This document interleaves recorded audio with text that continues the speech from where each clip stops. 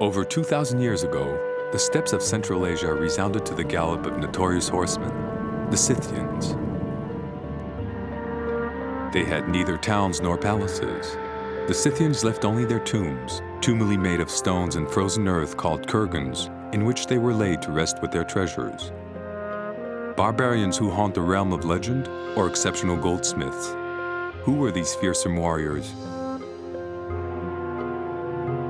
What secret does the tomb of this mysterious prince, whose destiny scientists have come to unearth, still hold? How did he die? Who was he? What will these remains reveal about the fabulous saga of the Lords of the Steppes?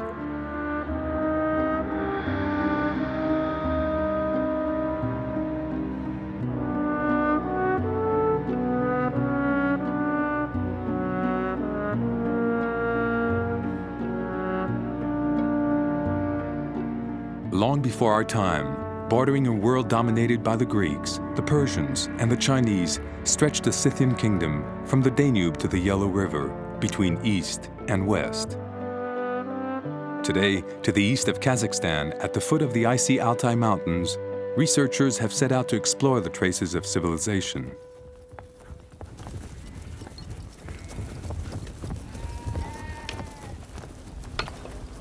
Here, in the valley of the Bortarma, at an altitude of 1,200 meters, the team has set up camp, living like the nomadic horsemen whose heritage they've come to explore.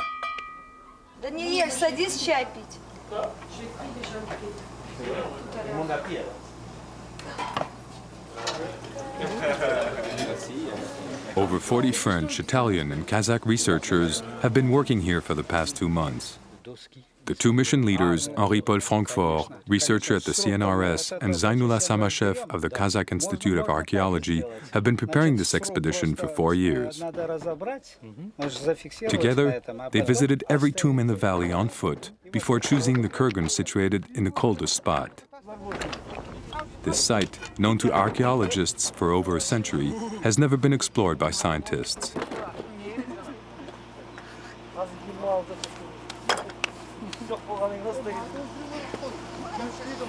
While the workers continue to clear the edges of the kurgan, the scientists, beneath their tent, are preparing for the opening of the sarcophagus and their much-awaited encounter with its occupant. Today is going to be decisive. Then, we don't know exactly when, the pillagers dug an opening into the kurgan. Henri-Paul Francfort's guess is that the frozen soil preserved the body of this one-time prince, and that grave robbers have spared him. Finding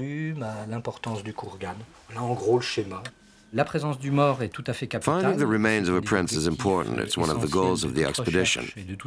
Today, thanks to laboratory analysis of organic matter, we can determine what his clothes were made of, the kind of food he ate, and the rituals he practiced. Beneath the kurgan, with the stone tumulus removed, the earth, which has been thawing now for 2 months, is suitable for digging. But the heat of summer approaches. The body, if it's still there, will not tolerate temperatures above 6 degrees Celsius.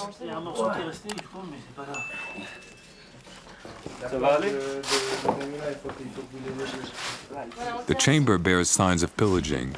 One of the sides of the sarcophagus was torn open.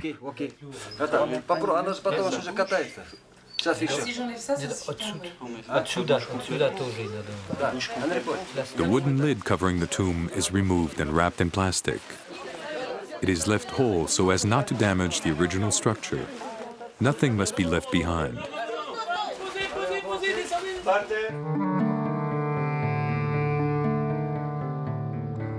Repeated pillaging allowed water to seep in.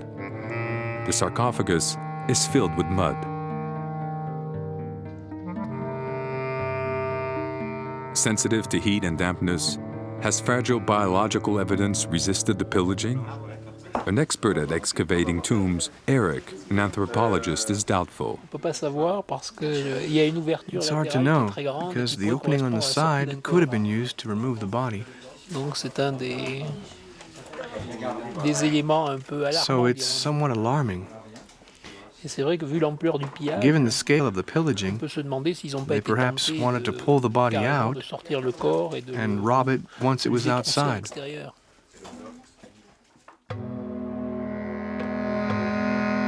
The immense kurgan, illustrated here using computer graphics, was 25 meters in diameter. It protected the burial chamber located 6 meters beneath the steppe. Scientists reconstruct the pillaging step by step. The pillagers first dug out a tunnel through the stone tumulus, wide enough so that it would not cave in. Once they reached the burial chamber, undoubtedly after several days of digging, they cleared their way through the bodies of several sacrificed horses. Then used sledgehammers to tear down part of the wall and roof of the burial chamber. They were then able to sack the sepulchre and strip the corpse of its gold.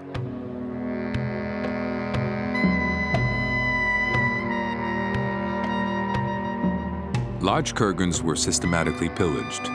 Thousands of priceless objects have consequently disappeared. The Scythian horsemen did not write. Their culture has been passed on to us by the Persians, the Chinese, and the Greeks. The writings of Greek historian Herodotus, who lived in the 4th century BC, have been the principal source for today's historians. It is a piecemeal view, which is undoubtedly a poor account of the reality of the Scythian peoples. In particular, that of the Sakas, a tribe from the east to which the Altai prince belonged.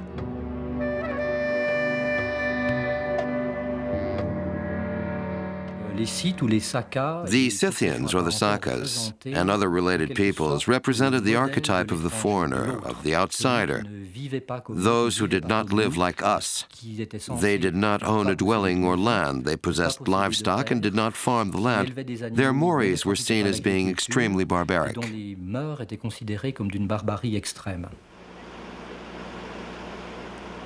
The Altai expedition is out to establish facts, not legends. Will its findings shed new light on the incomplete puzzle of the Scythian culture? Under Eric's supervision, excavation of the sarcophagus has begun.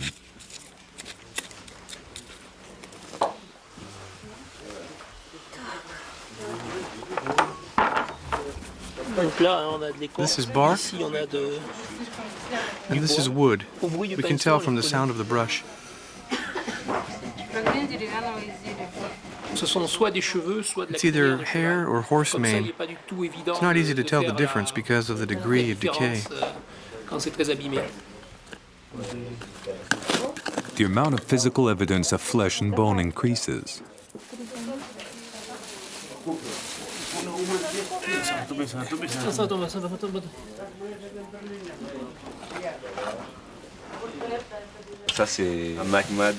It's an amalgam of cloth, felt, and hair. The layers of material used to wrap the body were opened, torn away, and then pushed back. That's why it's stuck to the bottom.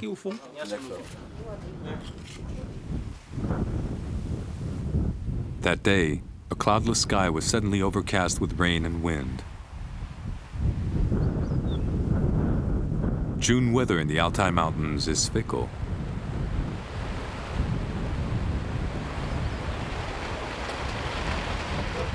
Of course, it's not the first storm in 2,500 years, but this one is falling upon a frozen tomb that is now exposed to the elements.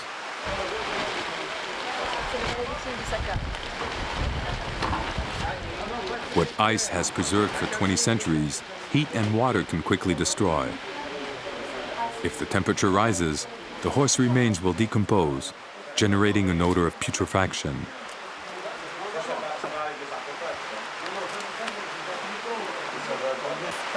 Hidden under a layer of birch bark, the animals' bodies lie piled, deformed and intertwined in funereal communion.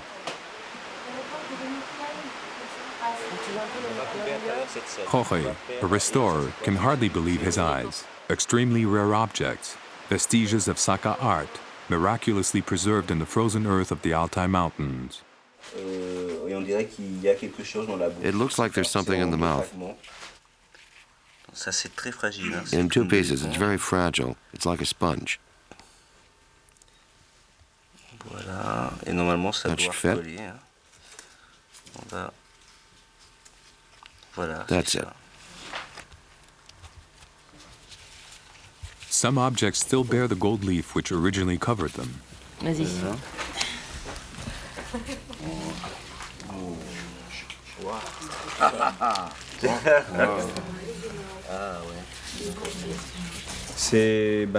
It's a series of pendants around the horse's skull, small gilded cats. You can see clearly the horse's skin, a horse with beige hair. This part of the tomb has apparently not been pillaged. The pieces are intact, in place on the bodies. A true stroke of luck. When the team realizes the magnitude of its discovery, night has almost fallen. I don't know if it's part of the object, but The objects, which adorn the horse's harness when they were sacrificed, begin to reveal the scene that unfolded here 2,000 years ago.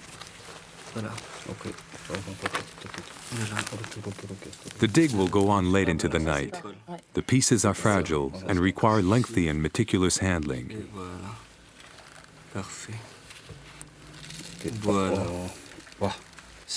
that's perfect.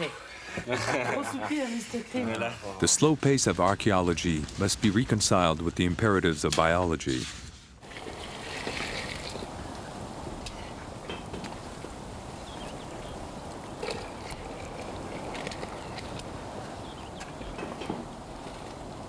Researchers spend their time at camp in the tomb or outdoors like the nomads of a bygone age.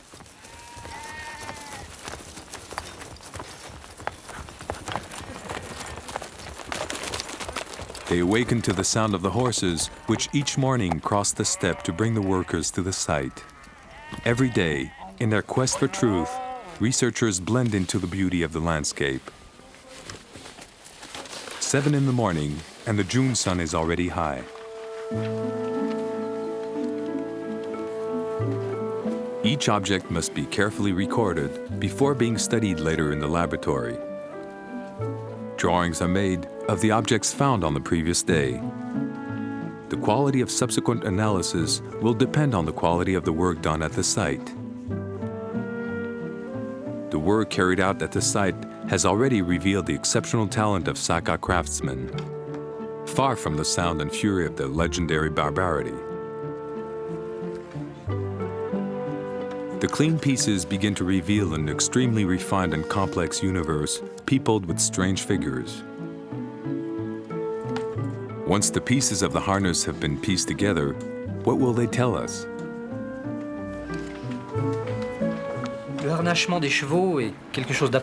The harness is crucial to understanding these societies, how they function, and their structure. En effet, c'était des éleveurs de chevaux, des cavaliers émérites. The Scythians, the Sakas, were horse breeders, Les Sakas étaient des peuples cavaliers, de grands outstanding éleveurs. horsemen. Les harnachements des chevaux que nous trouvons Altai harnesses were extremely ornate. très riches. The saddles were carefully gilded, as were garlands of pendants, bridles, crops. Ornés, toutes les brides, les croupières, etc. Et nous pourrons, And later, in the lab, by analyzing how the objects were arranged, we hope to reconstruct what we're already beginning to see, a theme for each horse. The sarcophagus has yet to reveal anything except this large plank fallen from the roof of the burial chamber, proof of violent pillaging. Eric still hopes to find the body in this mass of dried mud. He hopes to free the remains of the Saka prints from the shadows and then give them over for scientific investigation.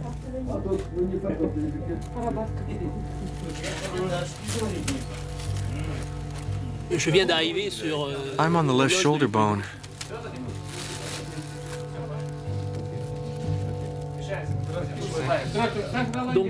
So there is a Saka in this tomb, pushed back in and hidden by the pillagers.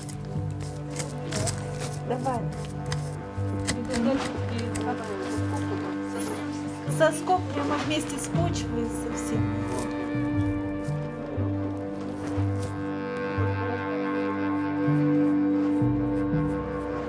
The team must alter nothing of these fragile bones miraculously left in their original place. They must remain calm and collected before this dizzying discovery.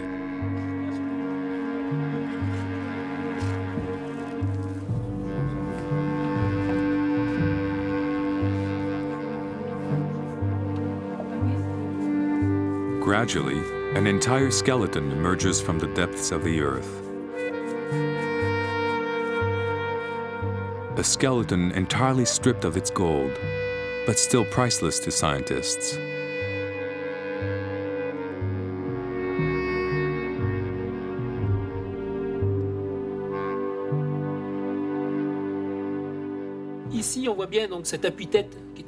Here we can see this headrest, which may have been originally covered with fabric. The head has slid off the headrest, either from the pillagers or during decomposition. We can see that the head slid off. What did he look like? A few hairs, which may have been a mustache. Here we can see the remains of braids, a rather complex hairstyle. Right, we'll take away the plastic up there.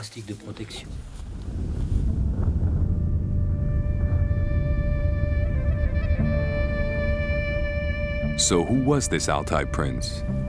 How famous was he? His wanderings must have taken him far from the valley where he was buried.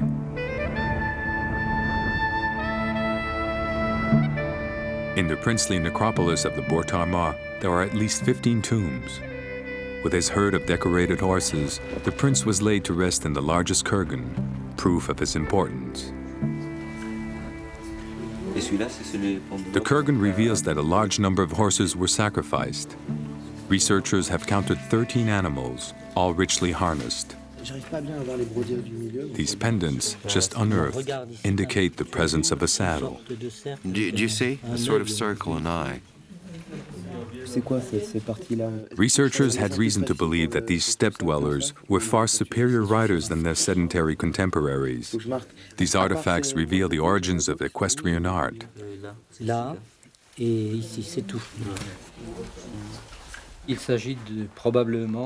It's probably one of the oldest saddles ever found anywhere in the world, with hoops and a pommel, and padding and embroidery. If one goes by written sources, saddles didn't appear until 2,000 years ago, in other words, much later.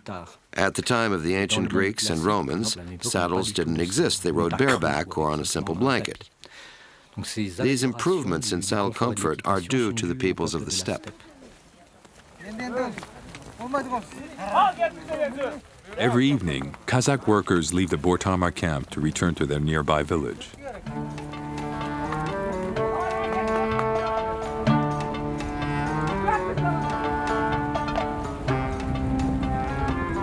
Will they tell their children what they learned today about their nomadic ancestors?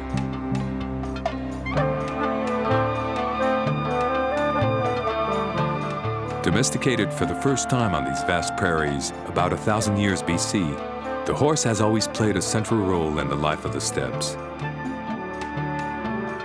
The Scythians learned to master this fiery animal.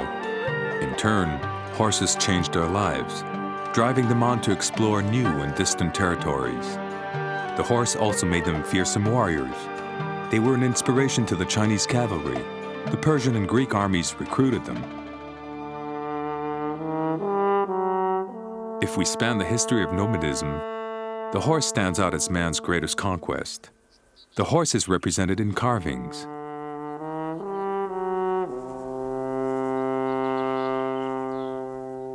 Some of the carvings are of strange creatures, ridden as if they were horses, but bearing large ibex-like horns.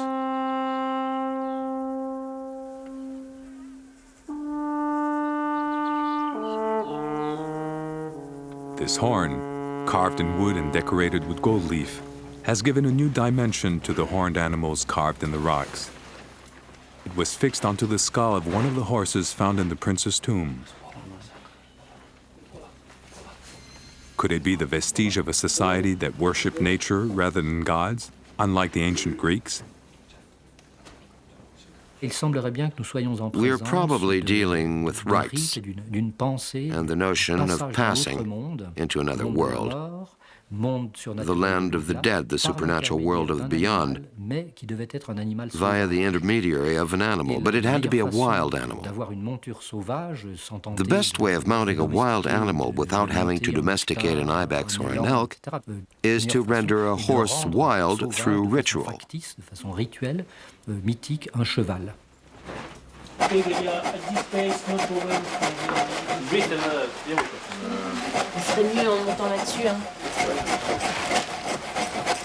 Digging on site to extract the artifacts used to adorn the horses is out of the question. They could be damaged by the heat. Scientists have developed a new method, a technique called excavation in frozen blocks.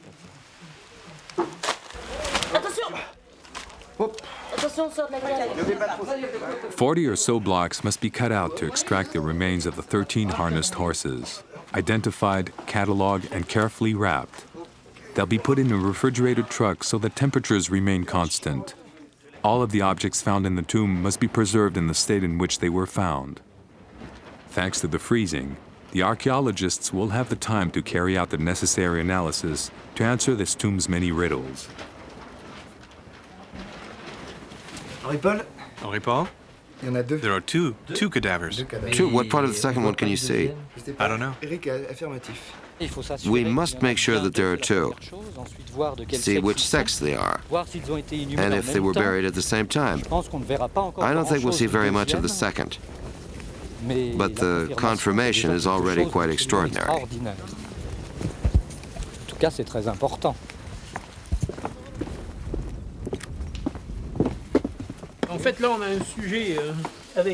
Here we have a leg, a kneecap here, another one here, and there, another foot. De toute évidence, correspond sûrement pas au pied de ce sujet. Ensuite, on a une main. One hand there above the face, On en a une autre là. another hand there, Et on en a une autre. and another hand over here. Il semble bien qu'on ait One corpse there, un cadavre là-bas et un autre and another here. peut-être sur le côté ici. Pour l'instant, c'est ce qui That seems most likely. semble le plus probable. C'est, tu sais comment c'est. We're feeling our way through, but the scenario seems more complex than at first. Qu'est-ce qu'il y a au départ? Bon. Researchers are familiar with double burials. But what does this one mean? Two people in the same tomb. Il y a une clotte qui est là.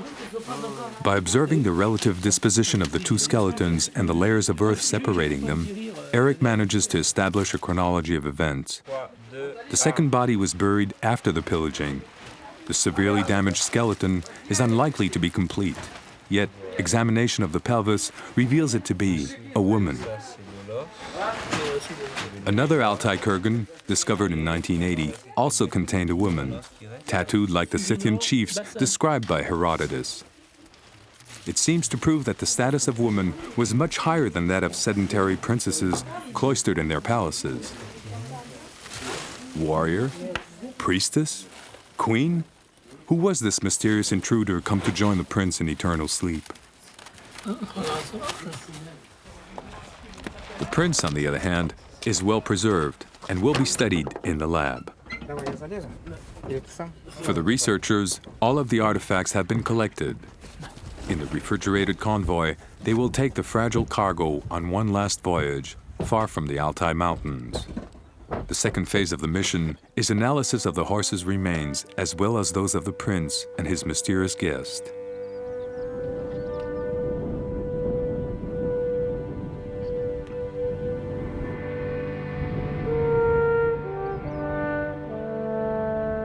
The cold and mist have taken over the landscape, evoking a fabulous imaginary world of griffins and horned horses. A world that inspired the Greeks. Ulysses seeking the gates of hell, or Jason in search of the golden fleece guarded by dragons. 2,000 years later, on a white silent steppe, an Altai prince is going to guide scientists, helping them to reconstruct the world as he knew it.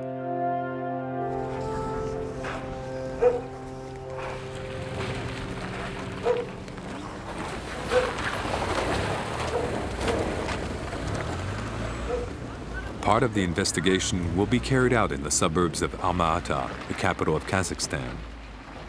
Here, in the laboratories of the National Institute of Archaeology, it is large enough to accommodate the entire team.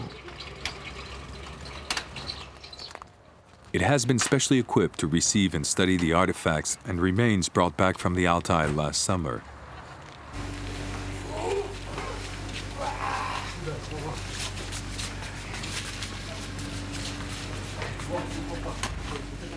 Sébastien is an archaeozoologist.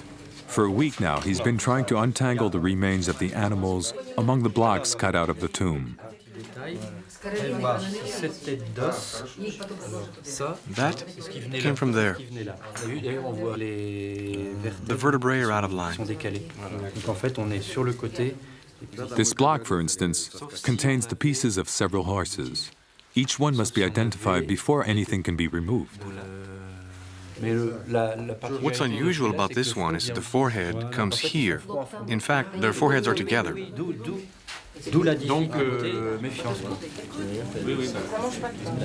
From this puzzle of flesh and bone, Kazakh and French scientists hope to reconstruct the chamber the horses were found in.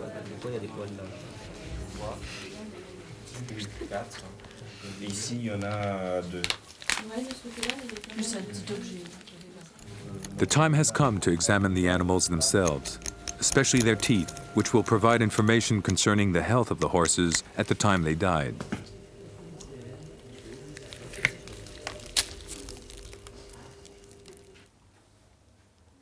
Having extracted all of the bones, cleaned and classified them one by one, the researchers can now compare morphological features.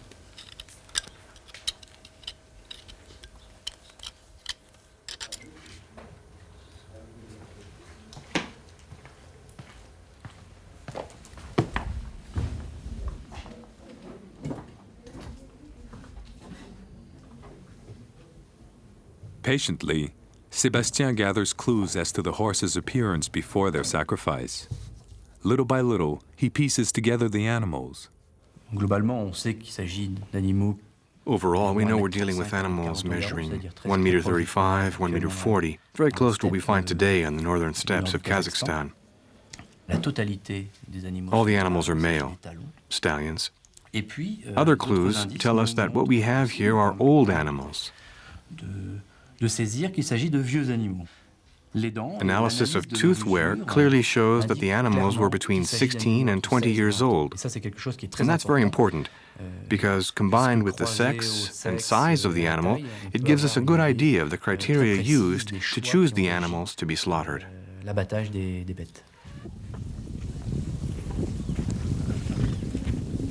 The analysis of the skeletons also reveals that these horses were mounted all their lives. The Sakas chose to sacrifice animals which had become useless to the group, even in honor of a prince. A scientific observation which confirms the importance of horses in the steppe economy. So, at the moment of the funeral ceremony, they were slaughtered with a blow to the head, using a well-known tool, a kind of pick, which fractures the bone and kills the animal on the spot.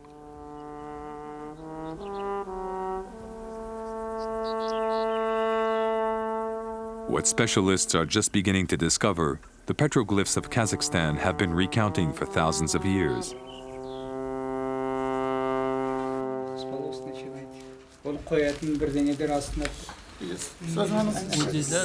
In the laboratory, the time has come at last to analyze the princely remains.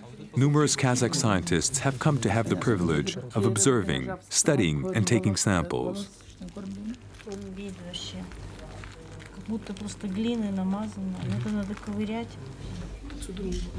For them, this figure is more than just an object of study. He is their ancestor, the cornerstone of their identity, a Saka, a contemporary of the Golden Man.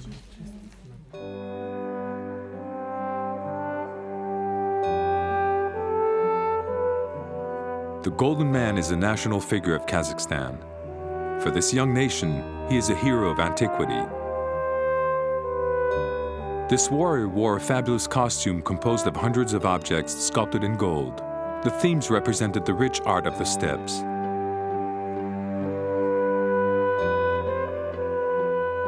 He was discovered in 1971 near Alma-Ata, now the Kazakh capital, far from the princely Altai Mountains.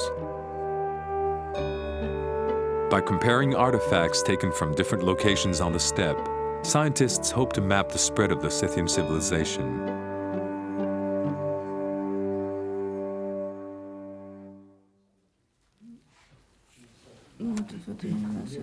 What a strange image. A civilization observed through its dead. What will the autopsy reveal about the life of the Saka and their burial rites? There, look. What's that? You can take this part of feather. Yes, we can. Oh, ça, qu'est-ce que c'est? It's feather? Like forensic scientists working on a murder victim, researchers are attempting to make a subject who died over 2,000 years ago speak.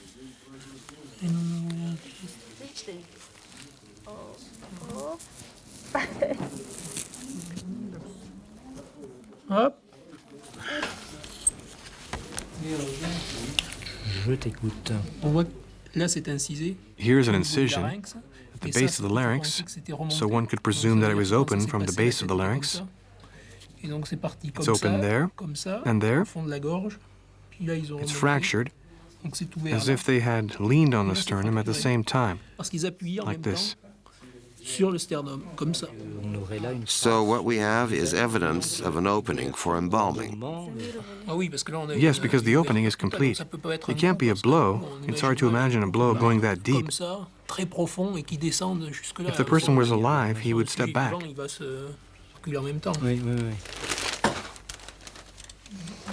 It will take researchers several days to understand the details of the ritual.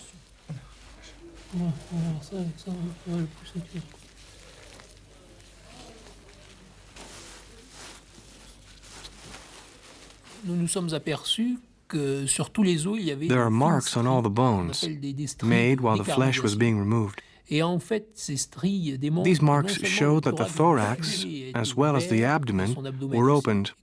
All the organs and most of the muscles were removed with a very thin knife.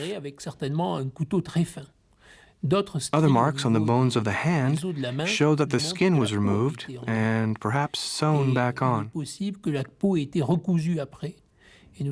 We found 3 pieces of fine string on either side of the spinal column.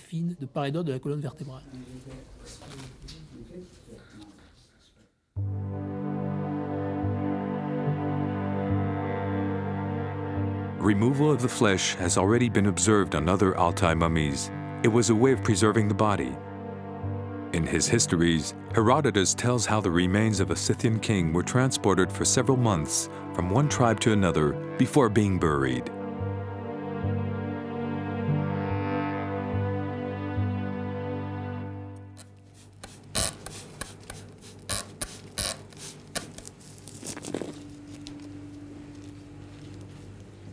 Block number 9 of the horse pit. An amalgam of animal remains and pieces of artifacts that are buried in the flesh. Bravo. The extraction of the pieces requires flawless skill. The slightest overexertion of pressure and the pieces of wood can disintegrate.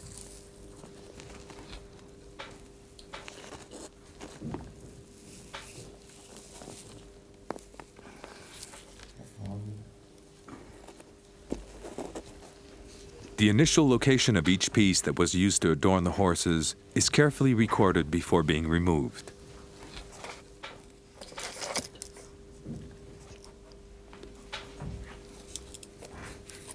The same procedure is used for the pieces of gold leaf used over the artifacts.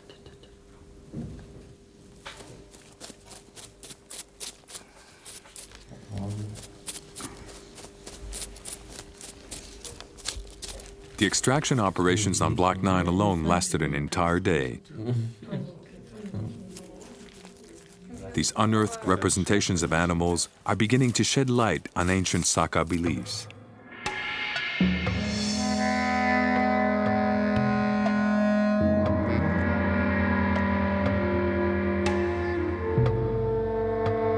The Saka used real animals, mythological figures, and imaginary creatures, like this head of a horned lion. In its representation of nature, Saka animal art abounds with scenes of predatory behavior, bearing witness to the violence of their environment. This small grimacing sphinx seems to reflect a universe full of terrifying and violent spirits.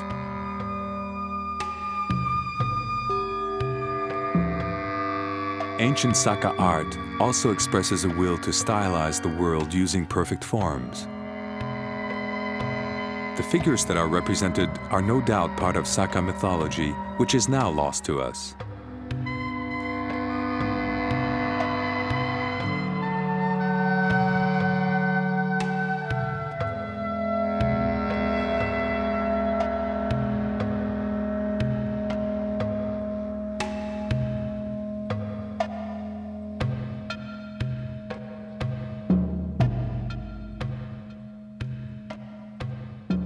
After 4 days of close questioning, the dismembered skeleton of the Altai prince is about to give up another secret.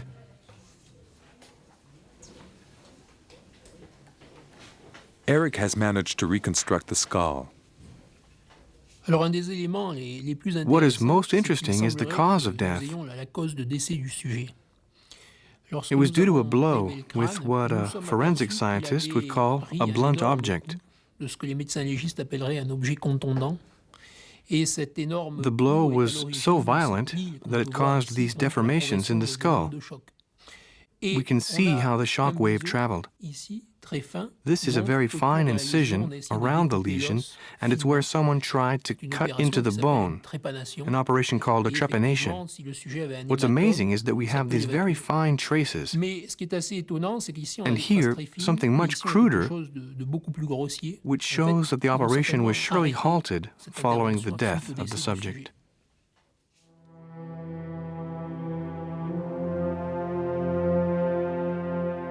The type of cruel and painful death that is depicted in Scythian art. A world in which life was filled with constant danger, warring tribes, internal quarreling, human sacrifice. The Scythians chose to depict their daily lives in sculpted gold, perhaps to make it more precious and extravagant. Herodotus tells how the body of the enemy was decapitated, scalped, and transformed into a trophy. How the Scythians fraternized by drinking wine mixed with both bloods.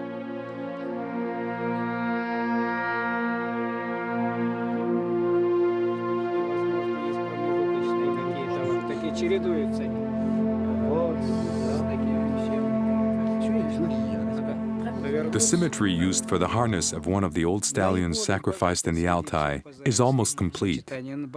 Only a few more details need adjusting.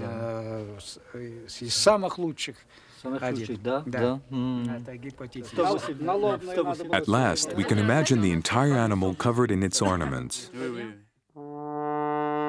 Here, we have a horse ibex with its horns and all of the artifacts that were part of its harness.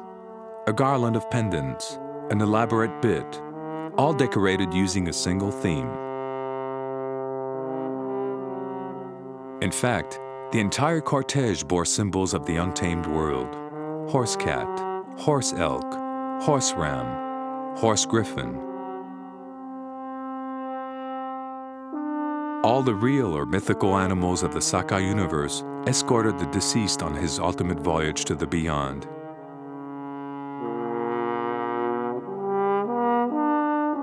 Scientific observation has widened our knowledge of the beliefs of the Scythians.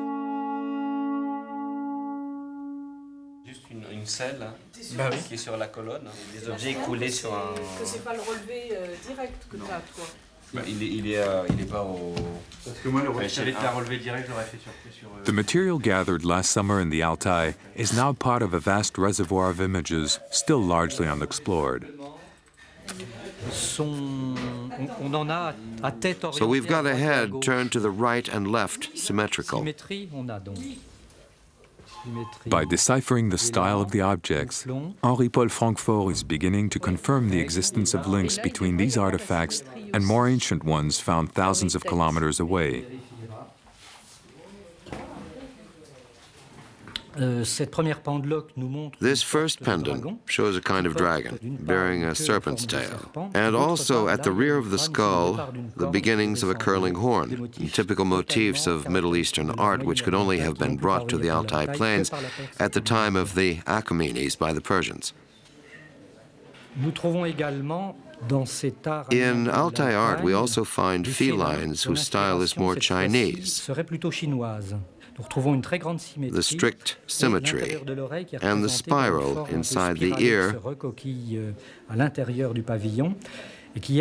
they're quite close to certain bronzes of the warrior kingdoms of central China, who we know had contact with the Scythians of the Altai. Bordering China and Persia, the Altai takes us back to a world in movement, filled with exchanges with the so-called civilized peoples of that time. These discoveries are perhaps only part of the art of a much vaster empire, of a flourishing artistic community whose traces we can follow from Mongolia to the Danube, from the Black Sea to Siberia.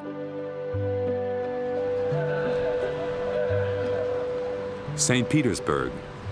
For over 2 centuries, here at the Hermitage Museum on the banks of the Neva, the vast puzzle of the Scythian peoples and the art of the steppes has been coming together. Henri-Paul Francfort has come to compare his discoveries with the treasures housed in the Hermitage. In particular, artifacts from other frozen kurgans located in the northern Altai, in the Pazyryk Valley. Sacrificed horses, mummies preserved in the ice, and once more, pastiche horns whose ornamentation bears a clear resemblance to the horns found in the tomb of the prince. Here too we can see the same contrasts.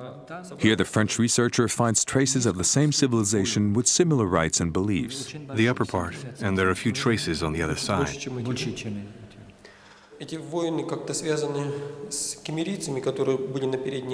Perfectly preserved artifacts from the Pazyryk Valley include treasures such as this fabulous felt tapestry with a representation of a goddess facing her champion as he makes his offering.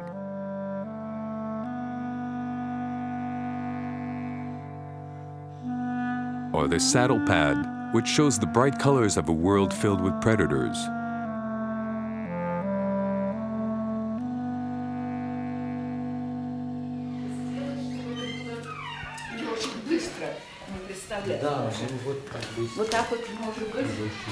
Hidden away in the museum attic are other pieces discovered in the Pazyryk Valley.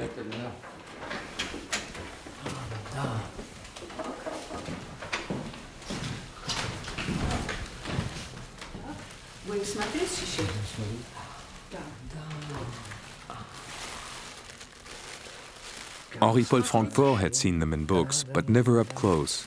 He had never touched them with his hands. Показываем отдельные бляхи. Да. На рогах такие насечки. Кстати, это вот тоже у ахеменидов тоже есть такие вот. Правильно, на ритонах. Да, на ритонах такие вот. The pieces in St. Petersburg were placed on stallions in the same way as those of the Altai, and the styles are similar. Может быть, и не было все-таки золота. Здесь не было.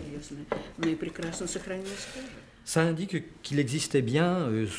indeed confirms our hunch that there was an artistic community that flourished throughout the Altai.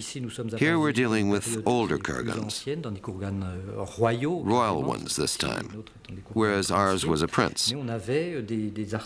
Yet in both cases, the artists were highly skilled and used comparable materials.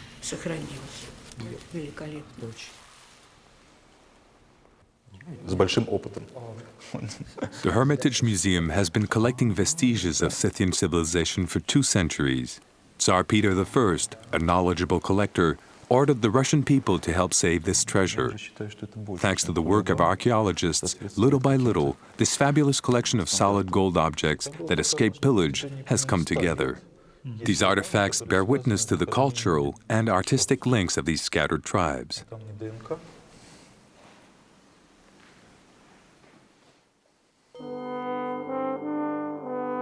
The same representation of armaments, clothing, and of life filled with combat.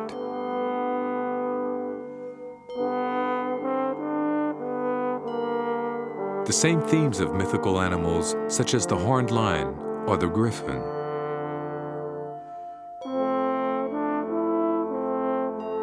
The same ways of hammering, chiseling, filigreeing, and encrusting precious metal.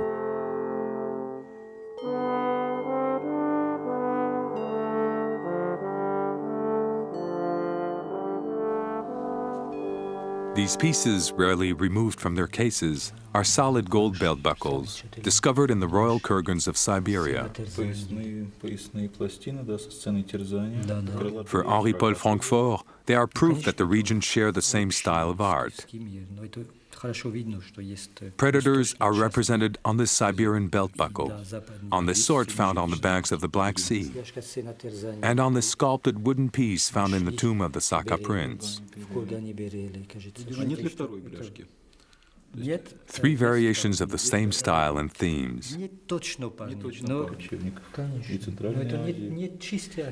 The discoveries made by French archaeologists have now found their place in the immense puzzle of Scythian culture, thus confirming the striking unity of a nomadic art which binds Europe and Asia into a single vast artistic community.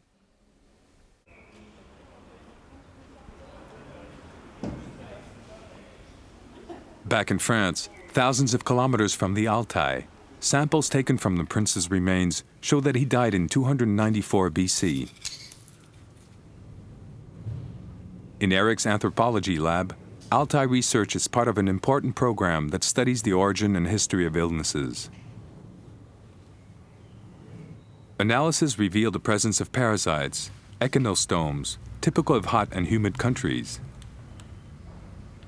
They show that Scythian nomads covered huge distances, hundreds, even thousands of kilometers. Meanwhile, these same parasites were found in the remains of the mysterious woman found buried by the prince's side. Were the two individuals related? We carried out DNA analysis, which showed a genetic correlation between the subjects. We observed that there was a 50% correlation, which is the type of correlation that exists between a mother and son or a father and daughter. When taken into account the age of the two subjects, 30 to 40 years old for one, 60 to 70 for the other, and the time between the two burials, which we determined during the dig as being between 15 and 25 years, the most likely hypothesis is that the son was buried first, and that 15 to 30 years later, his mother, who was by that time elderly, was buried in the same tomb.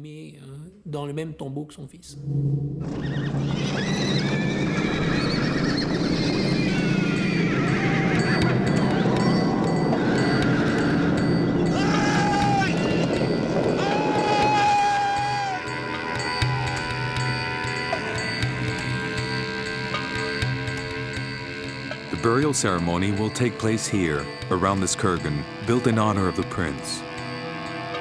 Perhaps there will be a moment of violent and euphoric trance, during which the warriors will become intoxicated by the vapors of cannabis seeds flung on hot stones.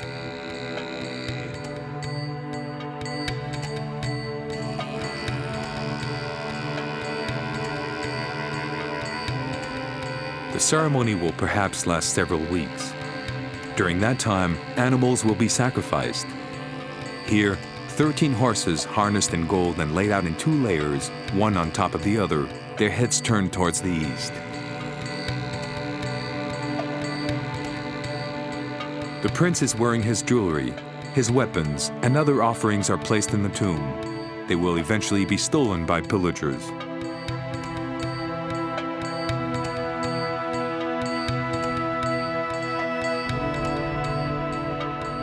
The burial will perhaps be commemorated with human sacrifice for years to come.